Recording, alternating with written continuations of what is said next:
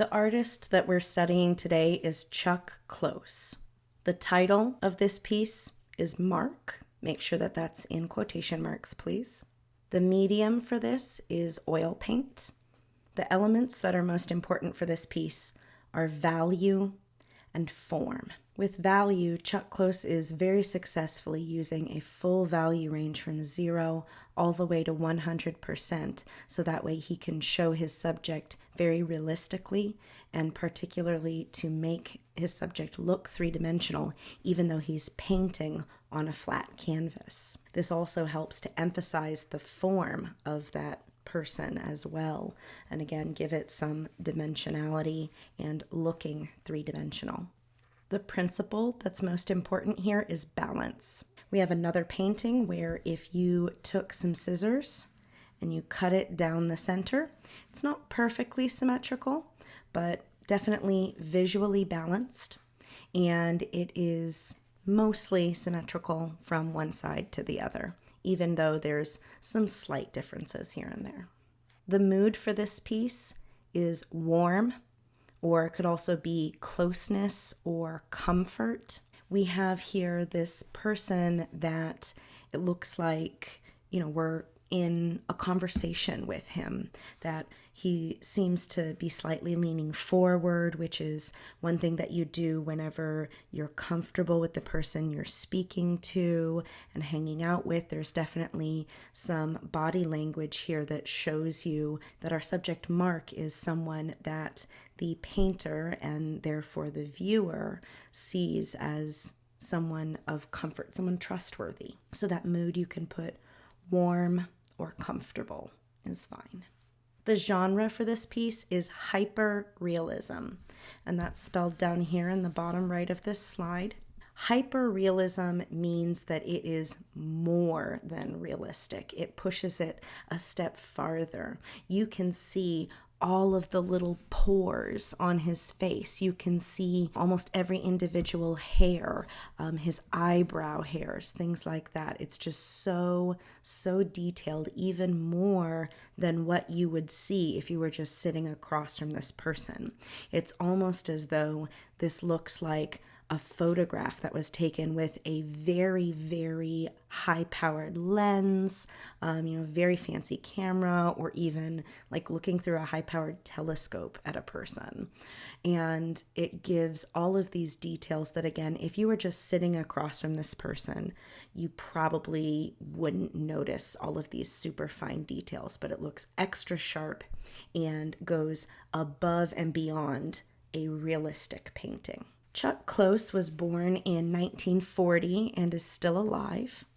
This piece, Mark, was painted in 1979, and you probably realized, maybe not exactly the year, but that it was probably from the 70s or early 80s because of the clothing and glasses style that he's wearing. It's a little, I guess at this point you'd call it retro. So definitely it's fairly obvious that we're looking at somebody that is not necessarily from current day. His early works are typically large portraits that are based on photographs that are photorealistic or hyper-realistic, like this one we're looking at here. And he usually uses a grid to enlarge and draw the image. If you look here, though, at this next one, Fill Fingerprint/Random is done realistically, but definitely not hyper-realistically or even photorealistic. We can tell that this is a person, and there's very distinct qualities that show that this is, this person Phil. And if we were looking at the photograph that he was referencing, we'd see that it's the same person.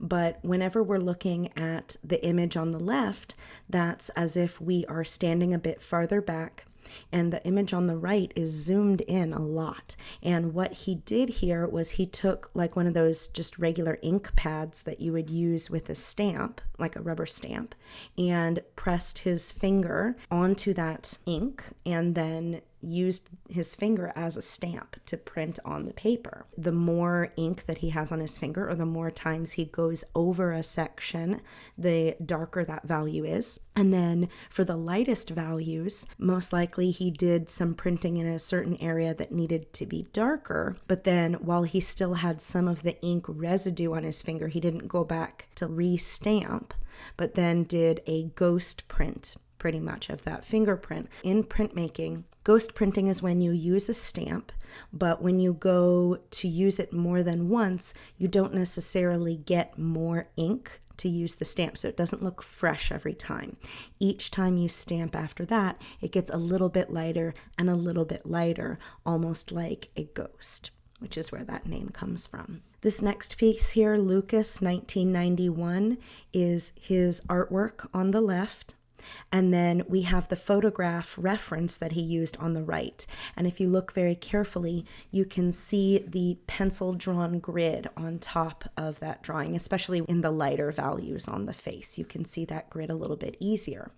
Now, not only did he use the grid system to help enlarge and draw his subject initially, but then in this piece, instead of doing a realistic piece of art, he's doing something a little more stylized and a little abstracted.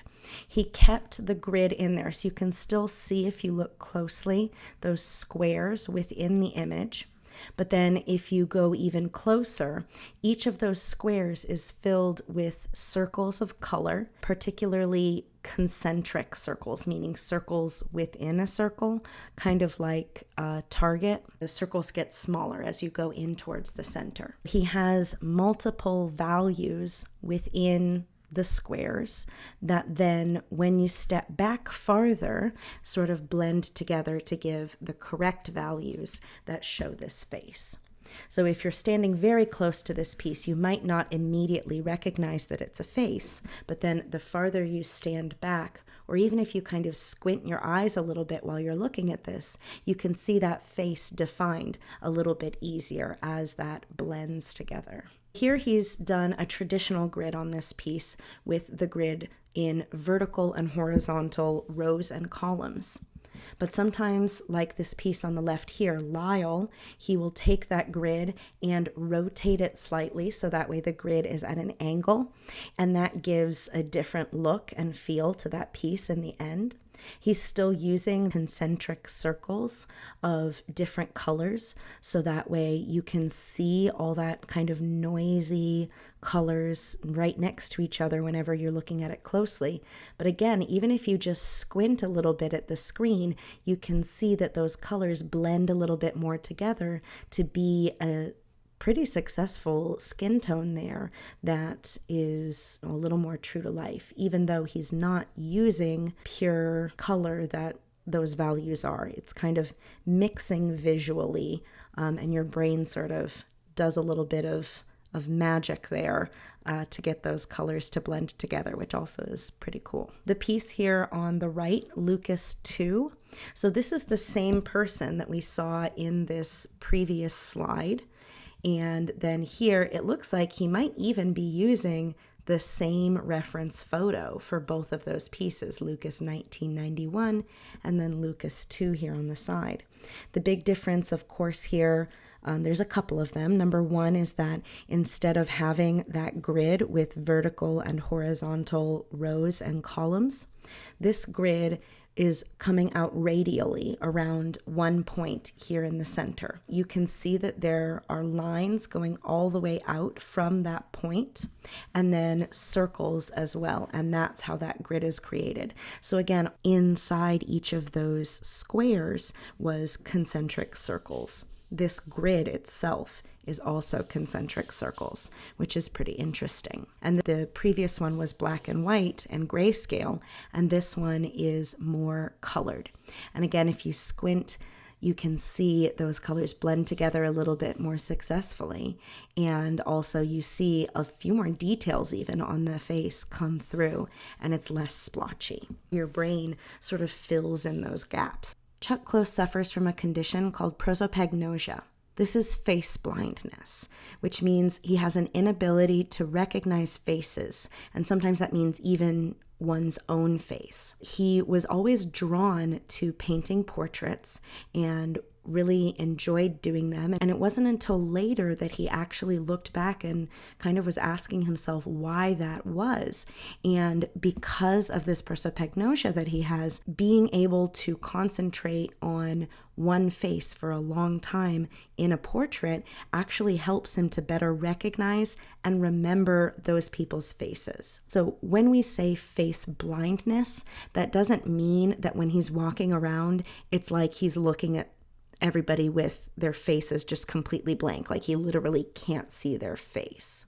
What it means is he has a hard time recognizing people visually. So the opposite of this, which is much more common, would be if you've ever met someone and then you see them again a little bit later and you recognize that you've met that person before, but you can't remember their name, but you recognize their face. So this is kind of the opposite. So he knows perhaps that he's met someone before. Maybe he recognizes their voice or the way that they dress or the way that they walk or move even or style their hair.